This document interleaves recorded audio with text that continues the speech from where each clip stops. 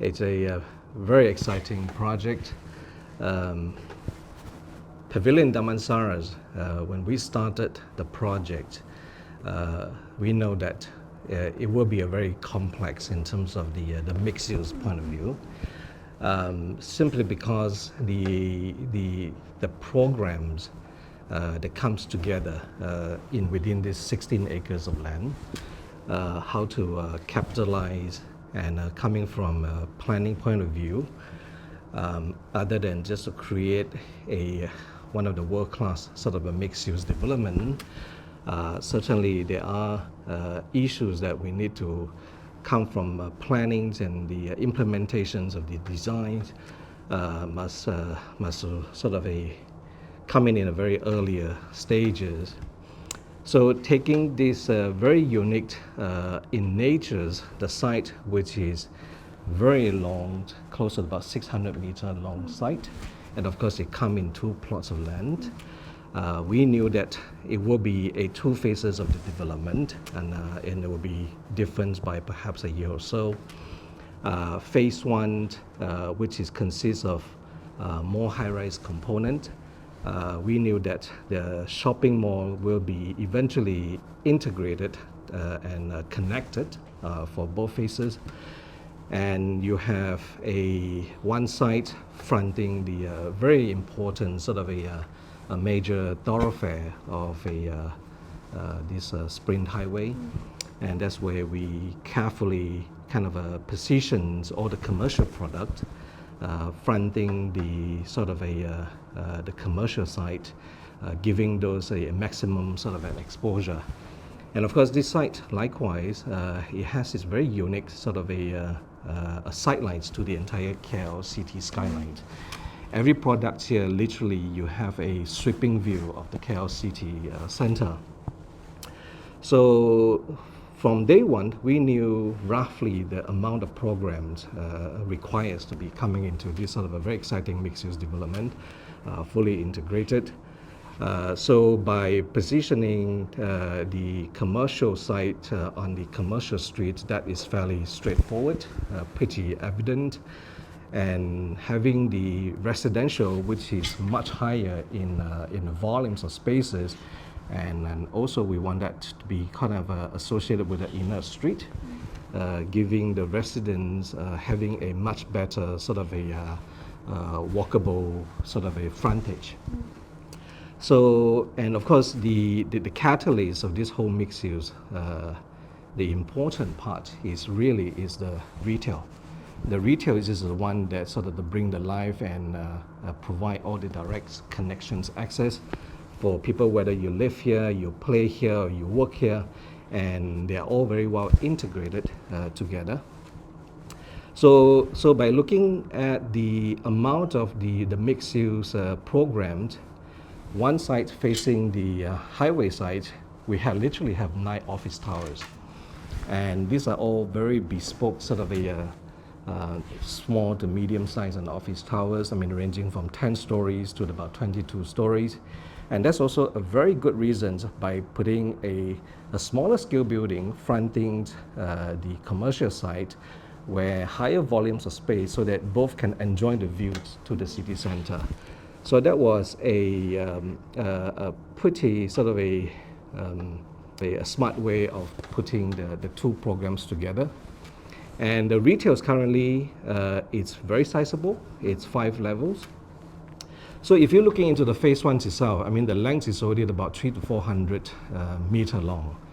And if you analyze it carefully, one side to be more commercial, the other side we think would be more residential, and then closely synergize with the sort of a retail, and having more sort of a retail alfrescos to create a much more friendly environment for the residents and the retailers to be together. So when we visualize this in our early master plan in terms of the massing design, we knew on the amount of the programs along one site, you have about 9 to 10 doors. When we talk about doors, meaning address.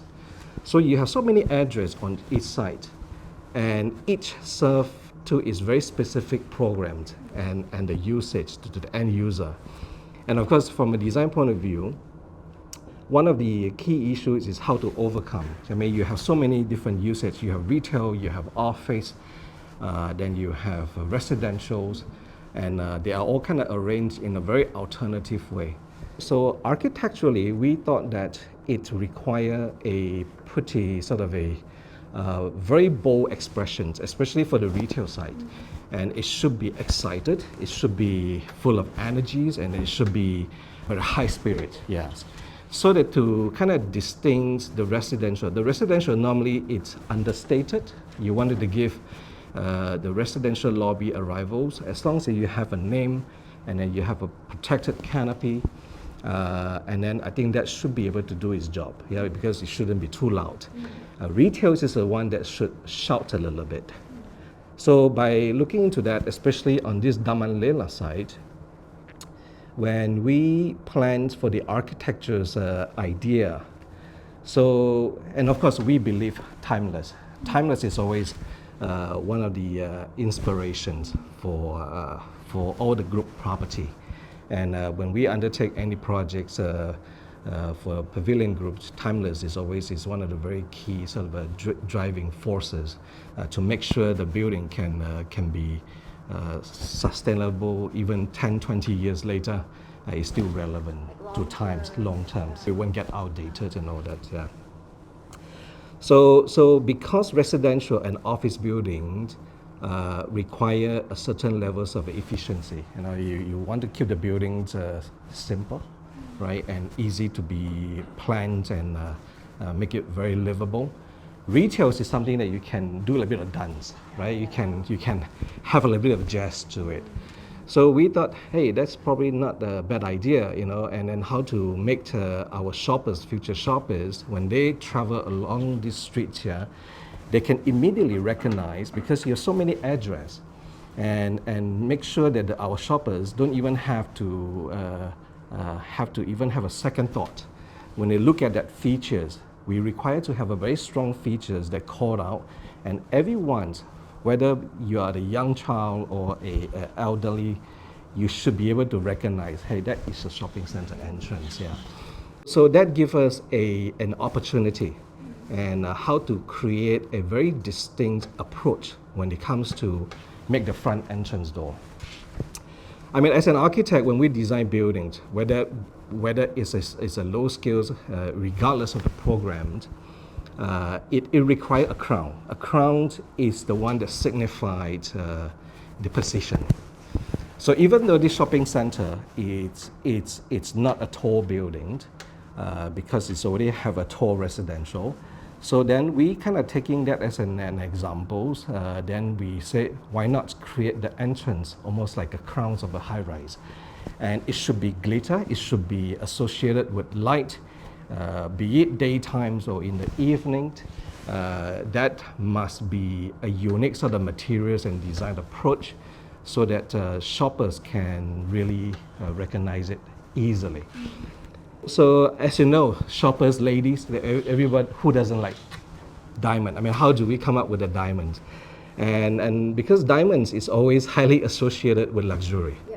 Right, a good connotations or relations to some sort of a diamond concept, and to imply and then to allow that faceted sort of a facade to able to create almost like a glittering facade of a diamond, how it shines, in the daytimes under strong sunlight, or at night relying on a lighting, so that you can create this beautiful, wonderful, animated sort of a facade, and deemed as the entrance or entrances to our shopping center.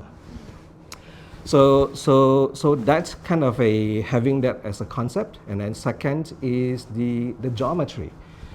Since the rest of the programs are pretty straightforward, very linear. I mean, when we design things, we like to kind of categorize the geometries. So we think the shopping center should have its own unique sort of a geometries that has not been sort of introduced in any other programs to kind of distinguish itself, So its very strong elements eventually was born, that sweeping curve just very gently, kind of a swept down, and have that sort of a massive scales, and form as part of the facade, and also be that surface continuum, and then you kind of bend it and then become a canopy. So it become a good shelter for all the shoppers who drop off, whether you come here by chauffeur or you come here by any public transportations. We will welcome you with this beautiful crowd, right? So that's how this whole ideas was born. Yeah, we started probably back in 2016. 2016. We started with this sort of a very early sort of a design process. I mean, of course, the land's gone through quite a bit of a process of many ideas, right? I mean, there was, I would have to say, at least 40, 50 ideas on the table, because this is our passion, you know, and then we tried out all possibility. And then eventually, of course, we had to work with our stakeholders, with our own internal group of people. We have a very strong teams, come from even driven the vision from the chairmen, who eventually were so passionate about a high sort of a levels of a sophisticated mixed-use development, to our leasing front-end teams to communicate with all our stakeholder or shareholder, our tenants. And we want to make sure we put down something that to make everyone love this center. Yes, yeah, yeah. Our team, KL Pavilion Design Studios, we were also the original team that delivered the Pavilion Kuala Lumpur, and then we also recently completed our Pavilion Bukit Jalil. So we are familiar with our client. Yeah, we are very familiar with our group's, let's say, the taste bud, and that's how we, as a team, and I mean our teams, not a big team, but it's a very passionate teams of a diversified background, both local, regional, and international, and we kind of collaborate. And when it comes to certain sort of elements that require a lot more input from certain expertise, whether from a consulting point of view or advice, or from construction methodologies, and then that's how we closely collaborate. And then so that if I would have a 10 designer, I want the 10 brains to be fully given into the project. Yeah, so that's how we managed to deliver such a beautiful project, actually it's a very short amount of time. Yes. Yeah. Yeah. We worked, I think this is year number 8 that we worked together on nearly all the pavilion projects related to lighting and glass. And the most exciting thing with that time that we always sit down and brainstorm to the point that we are able to come up with solutions which are always been driven by him. We are very happy to work together with him. We are honored. And from light sculpture point of view, this has been a huge challenge. I probably ask Francesco a few words about the design challenge. I would say a few words about the manufacture of this glass. And yeah. Yeah, basically we get a call from Datuk Tan, and we rushed to come in Malaysia from Thailand, and we have our session brief, and the idea was to create a series of facades with this kind of sparkling effects. We can see on this first picture here the beginning of the story, because the design intent is to fully cover the main facade with this kind of brilliant glass that we after mutuate in a shape of a diamond. We have here 3 of that diamonds in 3 different sizes. So the first challenge was to create the pattern, and for this I use my expertise in the history of Italian Renaissance design, where a specific pattern is used. It's called Bugnato, So basically it's made with the stone and create a 3D pattern to highlight a special area, special part of the building. So this is basically a modern contemporary Bugnato because it follows the same rule. It creates these 3D shapes, cladding that you see, star shapes, and on top of this star shape we place this giant crystal diamond to achieve this beautiful effect also in the daytime. I mean, this is an RGBW facade, but one of the points that Datuk Tan was really strict on this point, he would like to have a facade that is beautiful also in the morning. So under the daylight, this special glass, which is a mixture of different glass from Italy, from Germany, and without using the LED because it's not sustainable. So we achieve this by mixing these two glass and multi-phase reflection on this diamond. And so this is the first one. It's a beautiful one when we placed. It was a big challenge in terms of mock-up too, because everything has been settled during the mock-up stage in a very professional way, so that we don't have any surprise once the facade is on place. So we have been checking the lighting effect and how this glass behave with the LED chip. And also another important aspect I want to highlight is the sustainability of the project. Actually, this is basically a facade, perforated facade, because allow at the same time to have a perfect view from the inside of the department store, but also behave like a sunscreen and reducing the environmental effect in the inside building. So by determining this shadow on the facade without blocking the view from outside. I mean, these are the main points that Datuk Tan briefed us, and we worked for 3 years on this project. And finally, today we have the first facade on place, and we came here to visit to see this beautiful work. I mean, the way you talk, it seems. Just to kind of add on top, I mean, when you look at that, our very first visual, when we come up with this sort of this beautiful sort of a white crystal illuminating surface, surprisingly, some call it as a sweeping skirt, like a beautiful ladies. When you are going for a good, beautiful a dinner, you know, you wear a full shimmering sort of a beautiful sort of a dress, and that could be kind of a mimicked on a bit of that. And also you can call it as a beautiful kind of a portions of that very old classical chandelier surface that you see in many of the old mansions or chateau, and those are the kind of that's a good point. very good sort of a connotations. So then I mean the feedback came back very positive.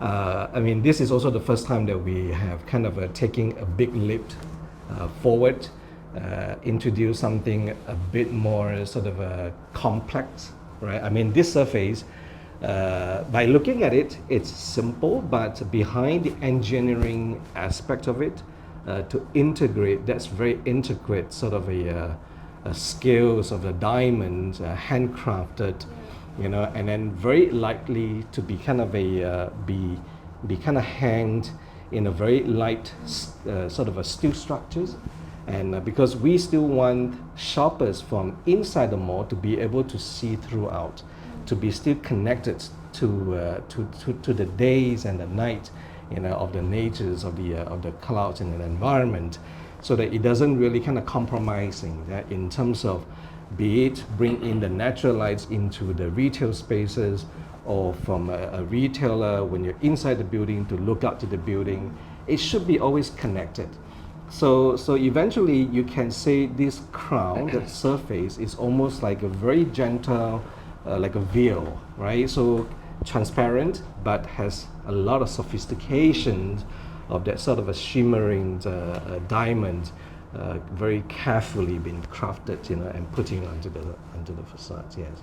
Yeah, because we are just talking about the main facade, but this is more than one. We have a focus on the first one in terms of design, and after that we basically reply the same pattern in a more slick way, to avoid to have a conflict between the facade. Yeah. So we repeat the pattern, but in a more luxurious way, let's say on the main facade. Yeah. And also the drop-off, not to mention the drop-off also, because it repeats the same pattern, but in opposite way. I mean, there are fully part, empty space, and then we duplicate the same pattern in a form of drop-off. So there is a continuity in this facade, and it's well linked with the drop-off, in which we put also that diamond, the small size. But I have to say that maybe Francesco can say something about the big challenge, the big diamond, because the request was to have an oversized blow glass. First, there are two kinds of glass. There is soft glass, which is used for artistic type of workmanship, or very defined angles, and that was absolutely what we could not use, because we need to be able to apply this diamond in a public, which means they have to be extremely hard, have to be very, very resistant to temperature, to wind shear, to birds hitting it, to whatever. So the first challenge was to create a mold which we would be able to use for thousands of times without losing the shape of the molds. And we use a very hard stainless steel and polish inside, made in Italy from an artisan of molds. And so this has been the first huge challenge, is to create industry molds. Then how to guarantee that the glass become crystal without having lead inside, because we want to be green. So how to do it is to stretch the cooling time to 5 days. So basically, whatever artistic piece come out of your cooling plant is 8 hours, 10 hours, 5 days for the big jam, so which means from 1,400 degrees you go to room temperature over a period of 5 days. So it's so slow, and that's harden up the glass. This also to avoid the crack on the glass? Mini crack. The curing process the is curing very time intensive. Curing process is mentioned. Yeah, it's the cooling process. So we need, the glass is 1,400 degrees when it's been blown. The quickest go down, the more fragile it becomes. The slower go down, the harder it becomes. So it's been a huge timing challenge, because So blow by hand. And the guy blew this one. Guys. It's blowing in a drop manner, no? And so the guy need to blow from the top, because it need all this line to power. Is 11 kilo of glass. This is probably the first chandelier facade. I think it's never been applied an hand blow glass in a facade until now.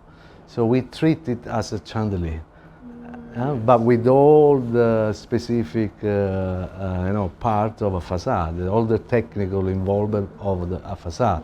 So this has been the big challenge here in this project. But And the fitting as well. Yes. Yeah, talk about the fitting, right? The fitting took us probably 4 or 5 minutes to kind of define how to create an IP65 fitting, which would not allow insect and water to go inside. The glass lens, idea of Dr. Tan, the glass lens, which allow the LED not be exposed to the temperature. So I fully agree with Francesco. This is our lifetime achievement, I think, in terms of concept, design, manufacturing, and I believe result, because it's going to be the talk of the town, I'm sure. I mean, come from design, not just about design. I think we also need to take Yes, correct. And also the maintenance, and then make sure that our asset managers doesn't have to put up with these sort of the complications to deal with this sort of a maintenance in a long-term basis.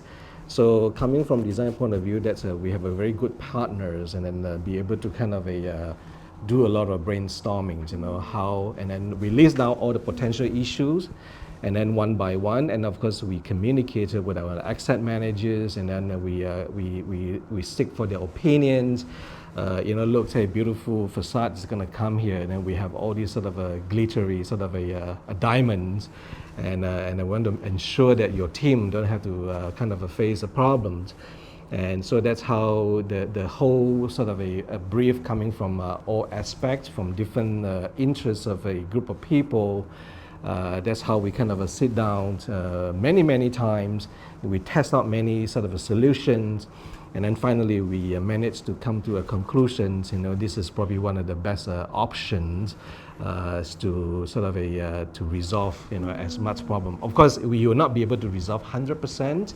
And if we can hit 90, 95 points, I think we are there, right? I think we are very happy, right? Yeah, we have been through so many testing, different classes. Also, this is only the final shape that you see. But before this, there were other shapes taken consideration. And maybe last but not least is also the RGBW system inside. Because in the daytime you might don't even need the light, because as we said before, this is a crystal light glass. So once the sun ray hit the crystal, you see this beautiful sparkling effect without using any energy, any electricity. In the night time this becomes a show. We have the RGBW, and it's a kind of pixelate screen. It's not a screen, of course, because it's not dense as a screen, but it's a pixelated screen which allow us during the festivity to figure some messages. And this is one of the next challenge, is to design all the different scenario for the different festivity. Yeah. And then also, maybe we can talk why we come up with this specific shape, right? I mean, we tried out many different geometry. Yes. Well, if you look at the diamonds, right? I mean, they're all kind of a very fancy cut, Yeah. And then you have radiant, you have what's it called? Six. Remember six? Yes, correct. Six. Yeah. The type of the brilliant, the brilliant, the diamond, right. a cladding with the special. Right. So there was a gemology study behind too.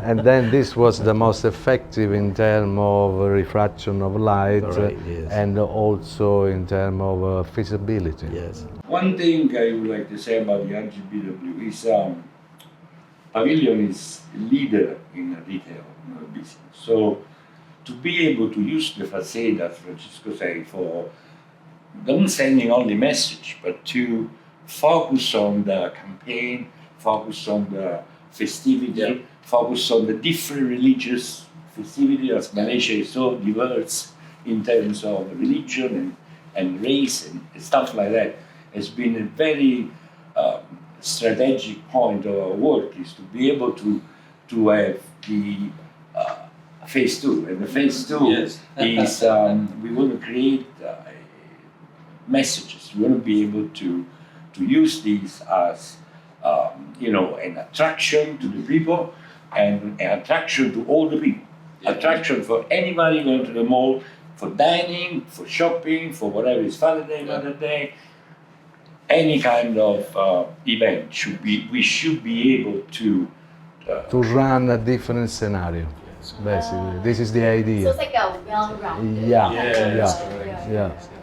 Because this site, the context is very challenging. I mean, like we said, this is not right into the city center where you have pedestrian link and all that. I mean, this is quite a kind of a unique kind of a standalone, with some neighboring sort of commercial So the context is slightly different, and certainly to have something that's so stunning, I think that is quite important features that we must be able to kind of make it as part of something that is memorable and perhaps also very Instagrammable, right? Yes, it will be very Instagrammable. We wish to. Yes, correct. And just to add on top of that, I mean Malaysia so diversified, so colorful, and we have so many festive, right? Festive is always it's an opportunity for the mall, right? To create many sort of a very interesting sort of events that comes together. So this is not just pure aesthetics of an architecture's expressions. We want to make sure that sort of the crown can also provide us additional features that we can use it in the different festive season to call out certain messages that we want to send out. Perhaps, let's say, what the ladies love the most, you know, what you call have Valentine's time, right? Valentine's. Yeah, I could turn this whole diamond into the pink diamond if we wanted to, right? Or into a room. Yes, correct. We can also depict a big heart. Correct. I mean, it's possible due to the density that we achieve. Correct. So and then likewise, you know, let's say we have some very important national events like Merdeka or Malaysia Day, and then to show the patriotism of that, you know, you can have the pixel allow us to create a bit of the flag effect. You know, you have the blue, and then you have the yellow, you have the white, and then you have the red. You know, then it's basically also is double up as a media screen, right? Allow us to use is to do many sort of very interesting sort of programs, right? It's to interact, you know, with our shoppers, with people who are staying around us, and then just let them to have that sort of a good memory about this little crowd. In fact, it's very functional. Yes, correct. Okay. Yeah. So I'm actually a bit curious about 1,350 years ago, the Doge of Venice was very passionate about his artisan, meaning beads and mirrors for sending to the Silk Road to exchange with the spice, the silver. And so the immediate glass of Murano was quite successful in exchanging, in the trading post. But because it was so dangerous, because they was operating fire 24 hours a day, suddenly, and also because he didn't want any master going to work for any royalty in Europe. So he moved all the master on Murano Island, which is a beautiful little island, where since then they've been producing beautiful glass on this island, specifically on this island. It's a very soft glass generally, and it's used mostly for art pieces, small pieces, decorative items. So I will not immediately associate this glass with Murano glass, because it will be not the real things. Because this is a super glass. It's a more technical glass. This is super glass compared to an artisan glass. But nevertheless, it's the most famous glass in the world. So what we did, we trained a team of Asian masters to study in Italy, and then we sent our master from Italy to Asia to pass this, this expertise, this ability. So our team is able to work here, but with the ability of an Italian team. The glass itself, also we teach how to cook the glass following our tradition. We are both Italians, so in a nutshell, that's Murano. And also part of the glass is recyclable glass. Yes, because we don't cook. I mean, so when you cook the glass, you create a lot of environmental concerns. Okay? So we buy nuggets. So the nuggets already been made. So we just need to put it in the oven. And so first of all, we keep the quality very high. There is no human error in the manufacture of this glass. It's a recycled glass, which is extremely green. And And this is a beautiful diamond at the end, so handmade. Oh, by the way, you know how many carats this diamond is? Carats. Diamond is just curious, right? Because when we designed, then I was start to dig down a bit of information to understand how they measure carat. So in fact, carat is measured by weight, the milligrams, right? So this is about 5 kilogram. 11. So 11, right? You equivalent to 1.1 billion, 1.1 billion milligrams. So equivalent to 50 million carats of a diamond. The last thing I like to say is that Right, you're right on it. we are also planning to participate to awards. Yes, Because he's been winning awards for the past 20 years, 20 international awards, from Red Dot to European Product Design Awards, lately the Muse Design Awards, just a month ago.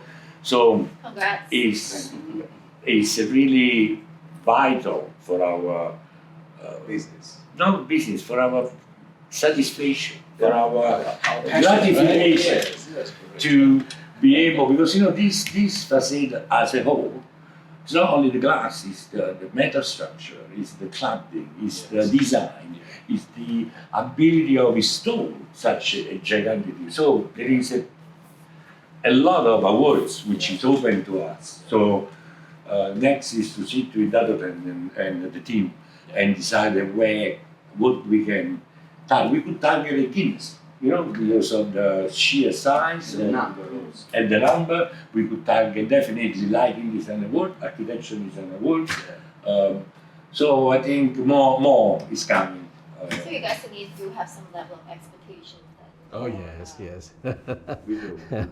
We want to bring pride to this development. Yeah, I mean we have probably we invested 20,000-30,000 of hours, right, in designing. Yeah. I mean also let's also not to forget all the contractor, right, and then all the fabricator, right, the contractor. Down to every workers, right, and then to kind of as part of the whole team. I mean, think about amount of the workforces behind. I mean, sometimes it's really easy for us to walk into the building to say, "Wow, it's beautiful," but behind the sweat, right, and the blood, sweat, and tears. I mean, really, this is a really blood, sweat, and tears. It's a very good collaboration from the group, and then down to completed these projects, taking thousands and thousands of hours of professionals, labor, timings, relentlessly, days and nights, right? I mean, you to put this thing together, just for all of us to enjoy.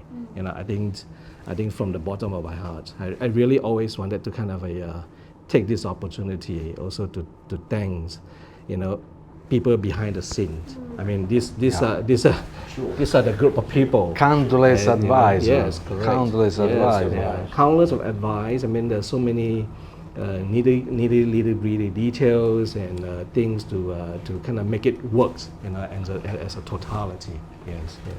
So roughly, how many are there? Like all the entire team, like roughly. Difficult. I can show you the WhatsApp chat. Only for the top. Only the top advisor. Yes. More than 60 in my WhatsApp. The work chart is like many people, right? I mean, this is the front ends and the consultants.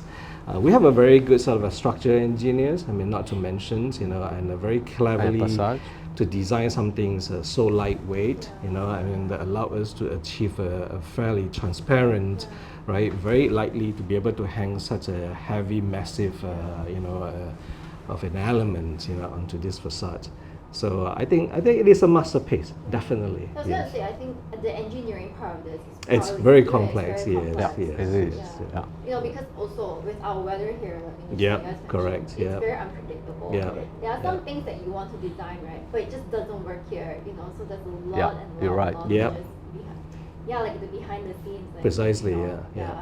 I mean, as a profession, we said, being an architect or a specialist in designing light, we amount of times and an investment of times, and to get this sort of to the levels of collaborations, it's really,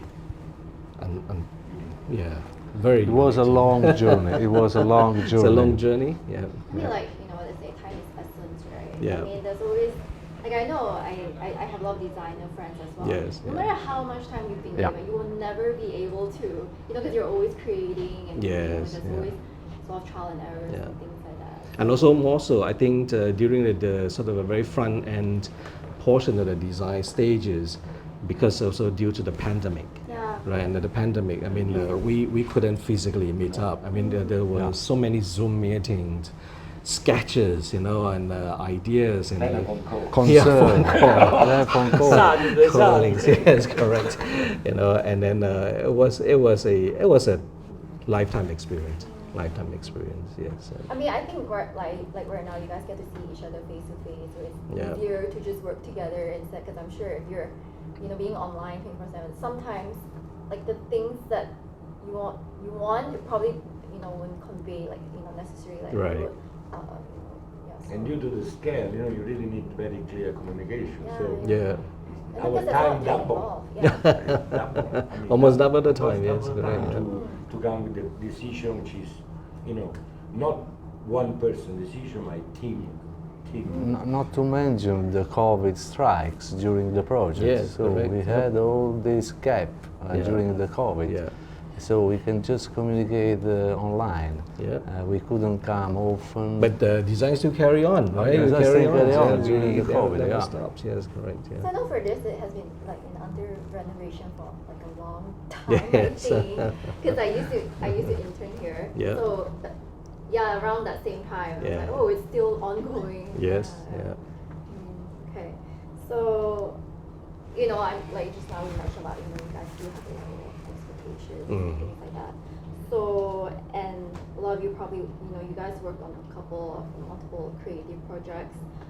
So what makes the Pavilion Crown, in your own words, particularly special or memorable for you personally, and how does it stand out in your portfolio? Well, I think this certainly would add in a strong piece of architecture to the group.